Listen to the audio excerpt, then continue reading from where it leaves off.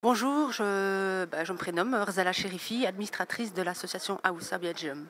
Eh bien, d'abord, à l'écoute des femmes, et particulièrement des femmes migrantes, puisque c'est le sujet d'aujourd'hui. Je pense qu'on ne les a pas encore assez écoutées, on ne les écoute pas assez. Souvent, la parole est donnée aux hommes ou à des institutions, des organismes qui parlent pour aller à la place des femmes.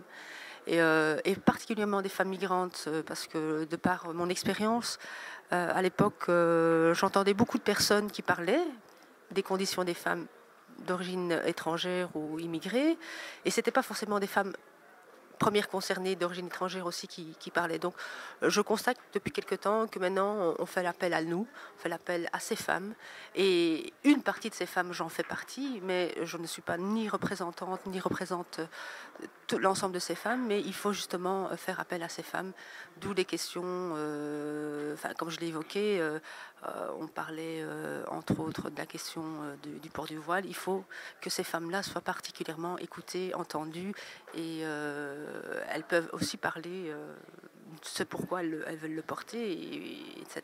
Voilà. La religion, pour nous, n'est pas quelque chose à rejeter. Non, on accepte, on reconnaît tout à fait le fait religieux de pratiquer ou de croire. Donc l'association Aoussa n'exclut pas du tout ces faits-là. Elle est laïque, certes, mais la laïcité ne veut pas dire rejet de toute forme religieuse. Voilà.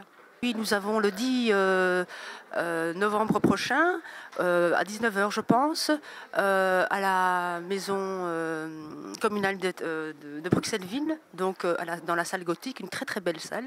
Nous avons un concert dans le cadre de la quinzaine des femmes, où nous allons chanter dans le cadre de la chorale d'Aoussa.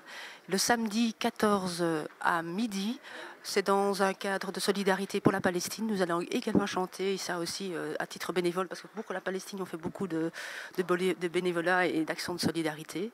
Nous avons également prochainement, en collaboration avec le Centre culturel arabe, un concours photo sur aussi l'image de la femme, casser les stéréotypes.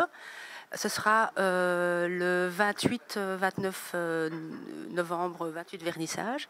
Et on va aussi terminer par un week-end à la maison en fin novembre, début décembre, à la Maison des Cultures de Molenbeek, où ce sera aussi le thème, entre autres, la promotion des artistes femmes d'origine arabe dans toute la diversité culturelle, avec un concert, etc.